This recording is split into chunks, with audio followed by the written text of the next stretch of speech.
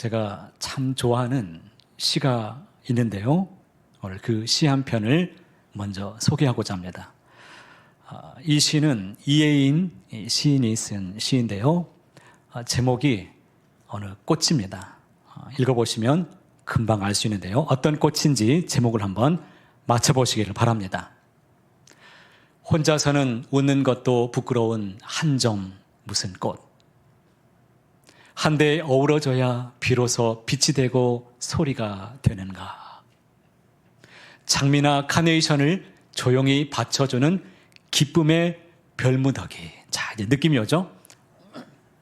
남을 위하여 자신의 목마름은 숨길 줄도 아는 하얀 겸손이여. 자, 짐작이 되는 꽃이 있죠? 자, 금방 눈치채신 것 같은데요. 제목이 무슨 꽃일까요? 안개꽃입니다. 맞았습니다. 우리 여성분들이 금방 아시네요. 이 안개꽃은 자기 자신보다도 누구를 더 드러냅니까? 다른 꽃을 돋보이게 하고 아름다움을 더 화려하게 하고 빛나게 해주는 그런 아름다운 꽃. 이것이 바로 안개꽃입니다. 안개꽃의 꽃말을 찾아보니까 맑은 마음, 깨끗한 마음을 뜻하고 있었습니다. 그러니까 안개꽃 같은 역할은 맑고 깨끗한 마음을 가진 그런 사람들이 아마 이런 역할을 할 수 있지 않나 이렇게 생각을 해보게 됩니다. 어느 시인은 또 이렇게 말했습니다. 안도현이라는 시인은 다른 사람을 빛나도록 배경이 되어주는 이 안개꽃 같은 인생을 나는 살고 싶다. 너무 아름답지 않습니까? 이 문장을 읽는 순간 마음에 새겨집니다. 이런 아름다운 인생, 그 인생이 저와 여러분 되기를 간절히 소망해 봅니다. 사랑하는 성도 여러분, 여러분은 여러분이 주어진 삶의 자리에서 무엇을 추구하고 계시고 또 어떤 삶을 지향하면서 살고 계십니까? 많은 사람들이 자신이 돋보이고 도드라지는 것을 더 많이 원합니다. 그렇죠?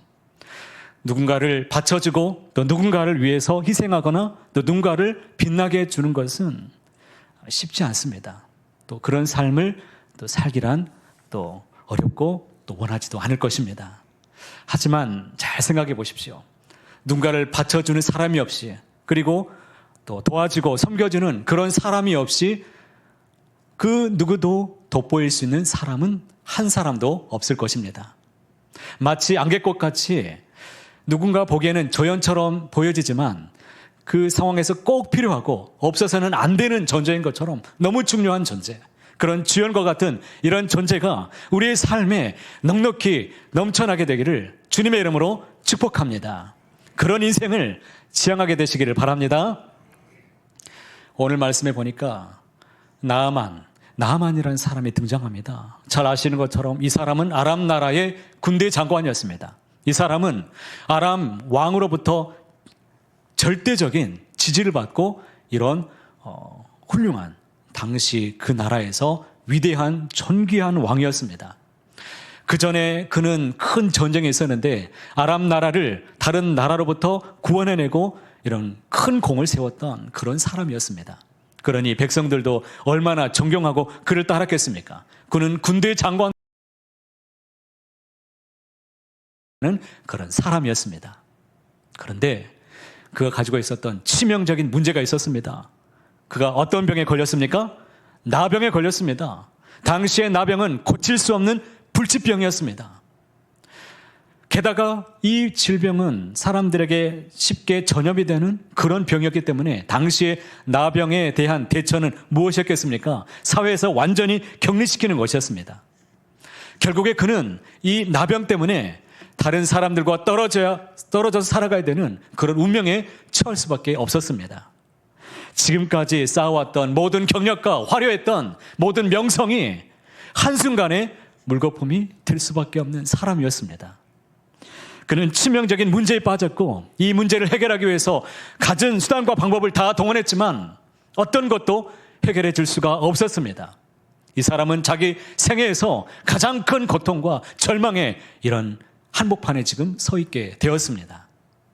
그러던 어느 날 아내의 몸종이었던 한 어린 소녀로부터 이스라엘의 귀한 선지자 한 사람에 대해서 소개를 받았습니다. 그는 엘리사 선지자였습니다. 그를 만나면 좋겠다라는 이야기를 들었습니다. 그 순간에 그는 희망이 생겼습니다. 아, 내가 이 질병으로부터 고침받을 수도 있겠구나. 이런 희망이 생겼습니다. 그래서 왕에게 재가를 받았고 아람 왕이 편지를 써주었습니다. 그리고 그는 많은 재물을 가지고 가서 그 유명했던 엘리사 선지자를 만나기 위해서 그의 집으로 찾아가게 되었습니다. 잘 아시는 것처럼 엘리사의 집에 찾아가는데 엘리사가 나오지 않고 그의 사환을 보내서 대신해서 말씀을 전해 주었습니다. 무슨 강으로 가서? 요단강으로 가서 몇 번을 담궈야 됩니까? 7번을 씻으면 깨끗이 나음을 받을 수 있다라고 들었습니다. 그런데 이 소식을 들었을 때 그는 몹시 불쾌하고 기분이 상했습니다. 아니, 자기가 생각했을 때는 최소한 마중 나와서 자기를 맞이해주고 이 병을 직접 들여다보면서 고칠 수 있는 방법, 어떻게 하면 이 병이 나을 수 있을 것인가에 대해서 특별한 조치를 해줄 것을 기대했는데, 아니, 찾아와서 나와보지도 않고 그냥 다른 사람을 보내서 그렇게 말을 전달했습니다. 그는 버럭 화를 내고 고향으로 돌아가고 싶었습니다. 그런데 이럴 때 가장 고통받는 사람들이 누구일까요? 가장 피곤한 사람들이 곁에 있는 사람들이겠죠. 종들이 너무나 피곤했습니다. 이 사람을 얼레고 달래서 결국에 설득해가지고 이 사람과 함께 요단강에 결국에는 들어갈 수 있게 되었습니다. 첫 번째 들어갔습니다. 어떻게 되었을까요? 아무 일도 일어나지 않았습니다. 두 번째 그 강에 들어갔습니다. 씻었습니다. 어떻게 되었을까요? 아무런 일이 일어나지 않았습니다. 세 번째, 네 번째 들어갔습니다. 그는 이제 불안하기 시작했습니다. 화가 나기 시작했습니다. 그럼에도 불구하고 다시 한번 믿어보자 하고 다섯 번째 들어갔습니다. 여섯 번째 들어갔습니다. 자, 어떻게 되었을까요? 아무런 변화가 없었습니다. 마지막으로 일곱 번째 강에 몸을 담궜습니다.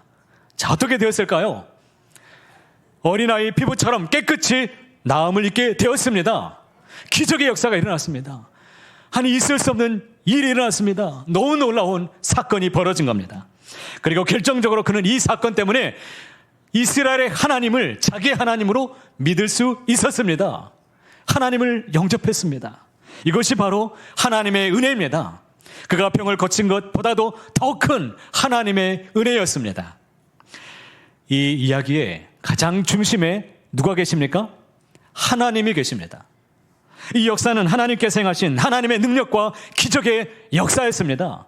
모든 역사를 일으키시는 하나님의 주권이 섭리적으로 이 이야기 속에 등장하고 있습니다. 그리고 성경은 자연스럽게 두 사람을 주목합니다. 자, 여러분에게 질문입니다. 이 이야기의 중심 인물을 꼽아본다고 한다면 누구를 이야기할 수 있을까요? 자, 이 이야기의 중심 인물이 누구일까요? 첫 번째로 병을 고쳐준 사람 엘리사가 생각나고요. 병을 고침받은 사람 나만 장군을 우리가 생각하기 쉽죠. 하나님의 말씀을 대언해서 그 말씀으로 치유하고 하나님의 능력과 기사를 드러낸 사람 엘리사. 그리고 그가 물론 처음부터 그랬던 것은 아니었지만 그래도 하나님의 말씀을 믿어보자 생각하고 순종해서 요단강에 7번 몸을 담궜던 사람, 그래서 기적의 역사를 맛보았던 엘리사. 이 두 사람은 스포트라이트를 받기에 충분했던 사람입니다. 그렇지 않겠습니까? 그런데 오늘 이야기를 자세히 보면 이 두 사람보다 더 중요한 사람이 한 사람이 있습니다. 제가 보기에는 이 사람이 더 주인공같이 보여집니다. 결코 우리가 이 이야기에서 놓쳐서는 안 되는 한 사람. 어찌 보면 너무나 짧게 등장하기 때문에 주목받지 못할 수 있습니다. 전체적인 내용을 보아서도 너무나 짧게 등장하고 그냥 사라지기 때문에 별로 비중이 있어 보이지도 않습니다. 심지어 그 사람의 이름조차도 기록되지 않았습니다. 누가 보아도 단역이고 엑스트라 같이 보여집니다. 그냥 조연이에요. 그런데 저는 이 한 사람이 그 누구보다도 주연처럼 보여집니다. 자, 이 정도 설명했으면 이제 답이 나올 텐데요. 누구라고 여겨지십니까? 네, 나왔어요. 답이 나왔습니다. 2절 말씀을 우리가 함께 소리내서 읽어보시겠습니다.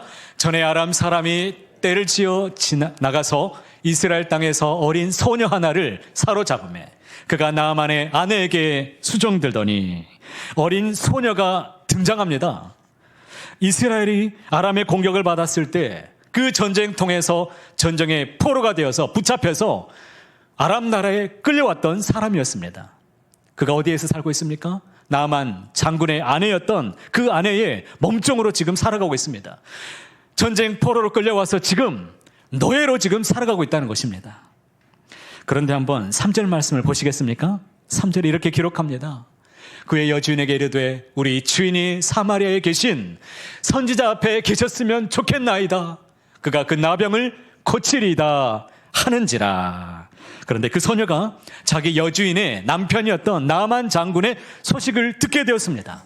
그래서 이 어린 소녀는 자기 여주인에게 가서 이야기를 들려준 겁니다. 우리 주인께서 이스라엘 땅에 있는 선지자를 만났으면 좋겠습니다. 그를 만나면 그가 고쳐줄 수 있습니다. 이렇게 말했습니다. 자, 이 말을 다시 한번 생각해 보시겠습니다. 나아만 장군은 그가 가지고 있는 모든 힘을 다해서 모든 것을 다해서 이 병을 고치기를 애를 써봤을 것입니다. 그런데 아무런 소용이 없었고 깊은 절망에 빠지고야 말았습니다. 그런데 그 소녀가 말합니다. 이스라엘의 이 고향 땅에 있는 선지자 엘리사를 만나면 고칠 수가 있습니다. 이것은 무슨 말이냐면 하나님은 이 나병을 고쳐주실 수 있습니다. 이렇게 얘기한 겁니다. 하나님이 고쳐주실 수 있다라고 얘기한 거예요. 그리고 정말 말도 안 되는 일이 이제 일어나기 시작합니다. 이 어린 소녀, 좋게 말해서 어린 소녀이지 전쟁 포로로 끌려온 노예입니다. 그냥 노예같이 생각할 수 있는 사람. 그 노예의 말을 여주인이 들었습니다. 그리고 그 여주인이 자기 남편에게 나아만에게 얘기했습니다. 나아만이 자기 왕에게 찾아가서 얘기해 줍니다.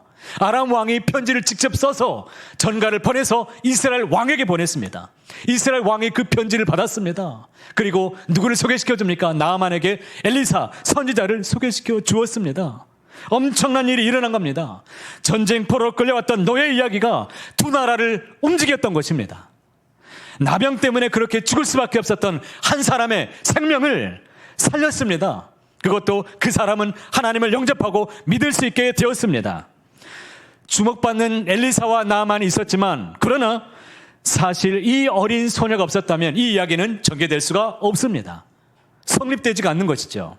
그렇기 때문에 없어서는 안 되는 꼭 필요한 존재. 그는 주여님의 틀림이 없습니다. 어찌 보면 이 전체의 분량에서 너무나 짧게 등장하고 사라집니다. 드라마에서 그냥 딱 한 번 나왔다가 사라지는 인물이에요. 제가 신대원 시절에 제 아내와 결혼하기 전에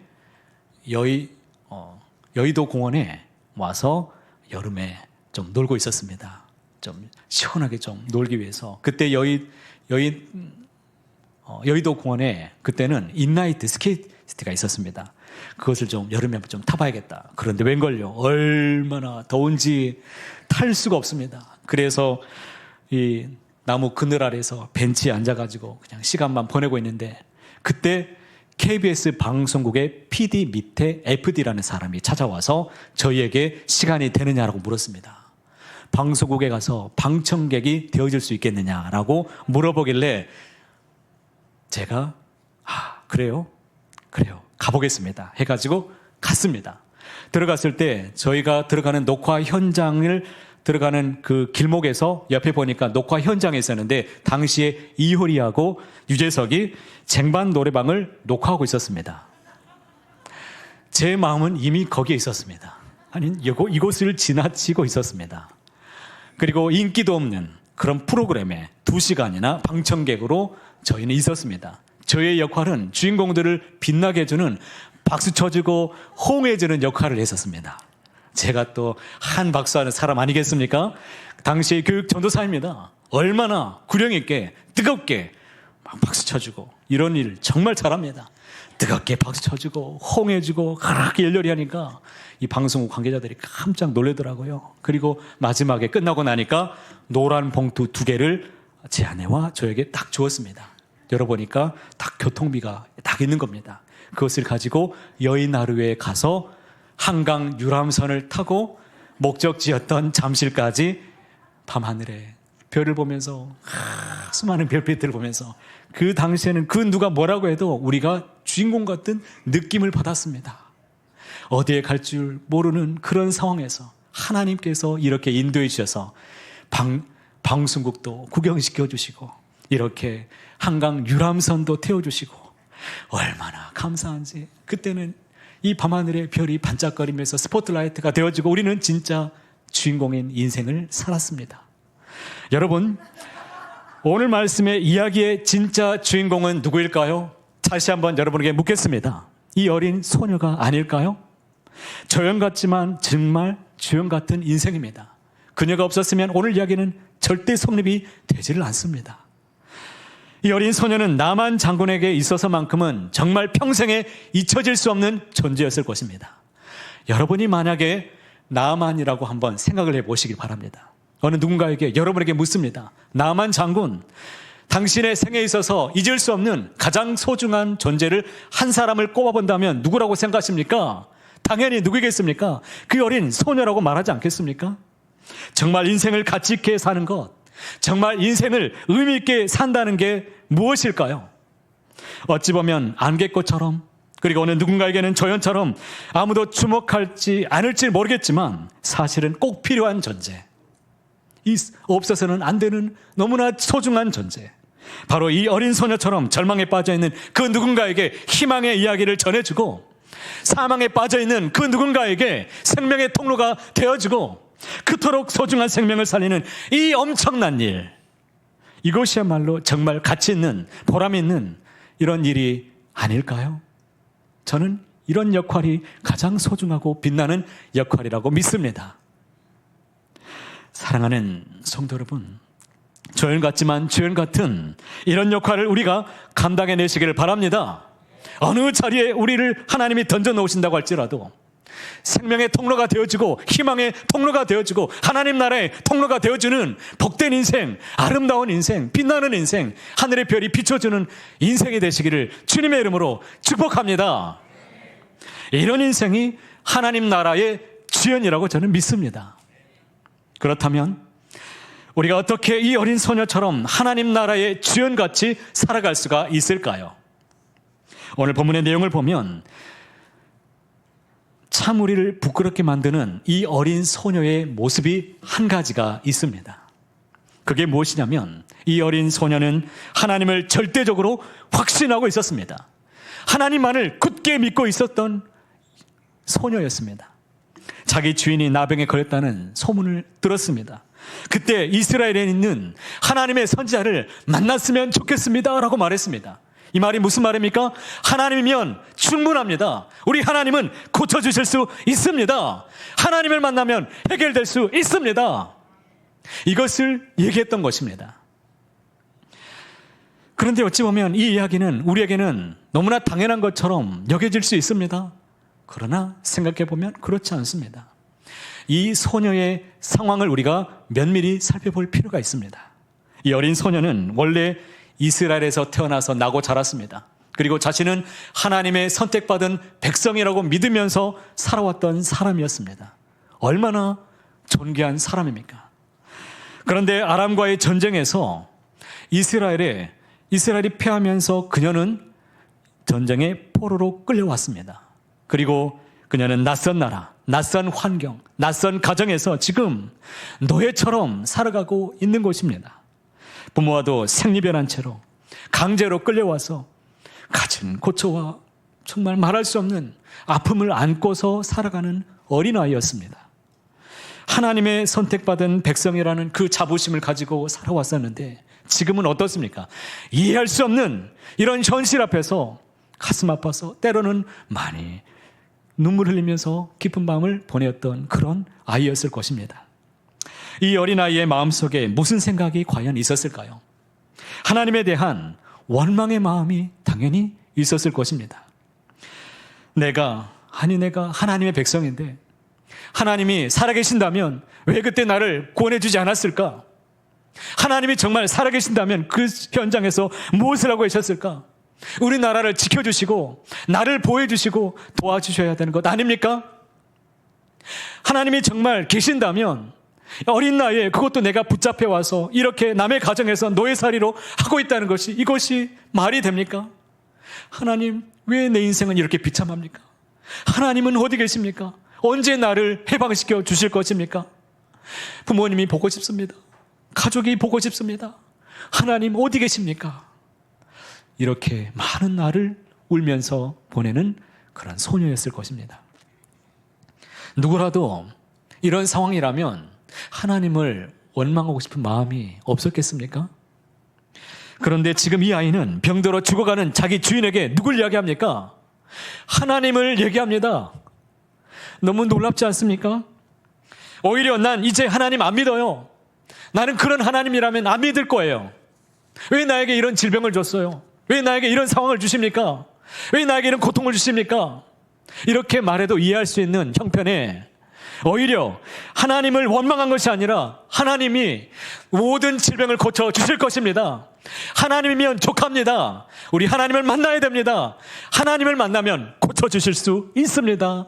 이렇게 말했던 것입니다. 상황이 완전히 다르죠. 이 소녀는 그렇게 절망할 수밖에 없었고 포기할 수밖에 없었던 그런 절망적인 상황에 있었지만 그럼에도 불구하고 하나님을 잊지 않았습니다.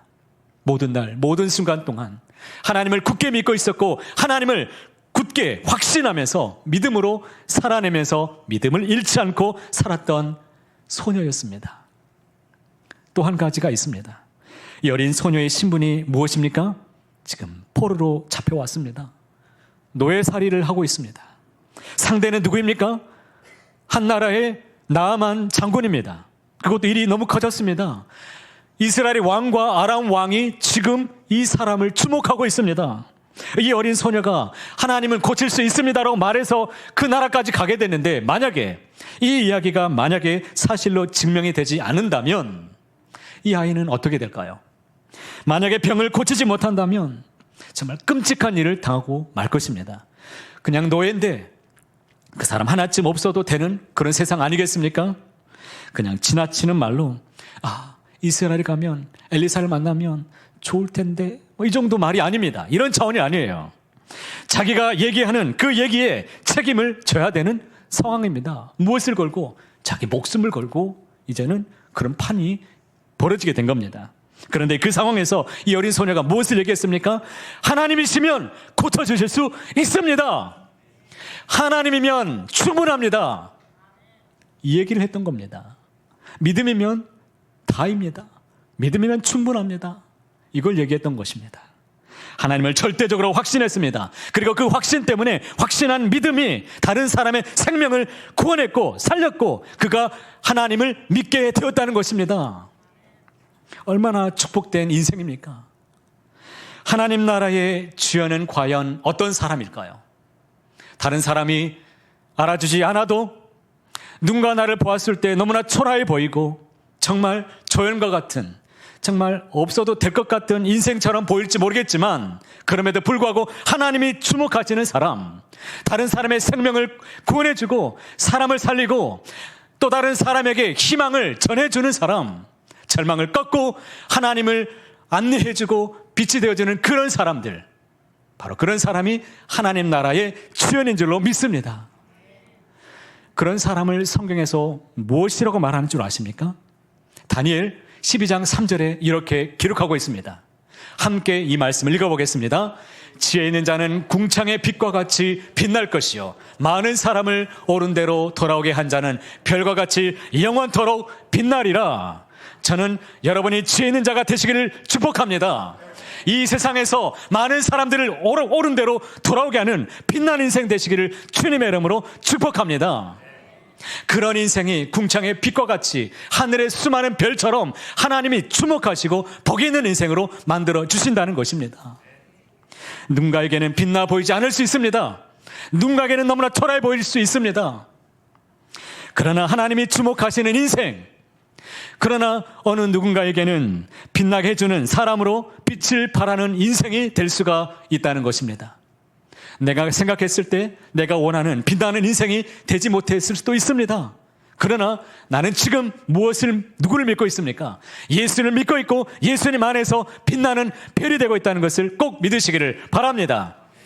그 누가 뭐라고 해도 우리는 보배롭고 존귀한 하나님의 사람들입니다. 제가 이 자리에서 여러분 한 사람 한 사람을 계속 주시하면서 보고 있습니다. 여러분은 하나님 나라의 주연입니다. 빛나는 사람들입니다.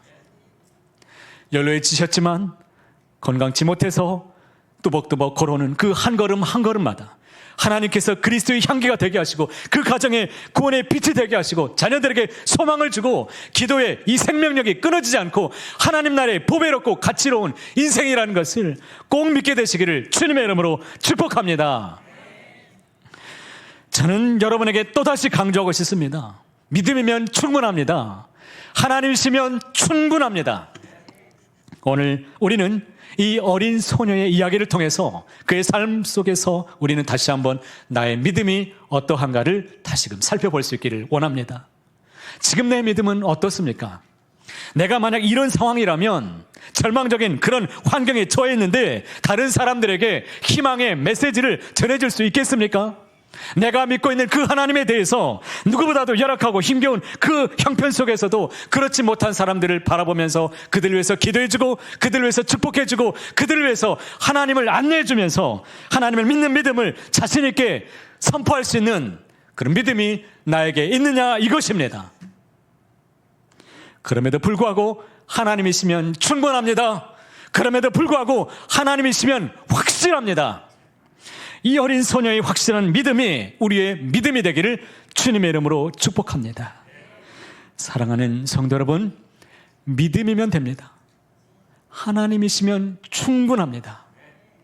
이 믿음으로 살아가시는 저와 여러분 되시기를 간절히 소망합니다.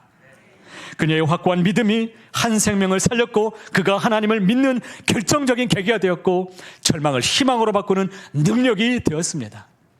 그리고 이제 그 믿음을 가지고서 분투해낸 그 믿음으로 우리의 사랑하는 자녀들을 살려내고 그 자녀들에게 믿음을 전수해주고 살아갈 수 있도록 인도하는 빛나는 별이 되시기를 주님의 이름으로 축복합니다.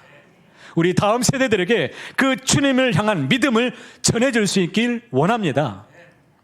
어디에 던져놓는다 할지라도 하나님을 떠나지 않는 사람, 어떤 형편에 있든지 원망하지 않고 하나님을 바라보면서 그 하나님의 이름을 자랑할 수 있는, 선포할 수 있는 하나님의 사람, 내 처지를 바라보면서 울지 않고 하나님을 바라보면서 끝까지 하나님을 증거할 수 있는 그 하나님의 사람, 그 한 사람 한 사람이 되어주시기를 축복합니다. 우리는 그 하나님의 사람을 세우는 교회 공동체가 되어야 할 것입니다. 교회 교육은 단순히 지식을 전하는 이런 교육이 아닙니다. 세상이 주목하지 않아도 하나님이 주목하시는 그 한 사람, 그 믿음을 세워지고 또 믿음을 키워주는 그런 공동체가 되는 것입니다. 엘리사보다도 먼저 역사하신 분이 누구이십니까? 그 어린 소녀를 통해서 믿음으로 역사하신 하나님이십니다.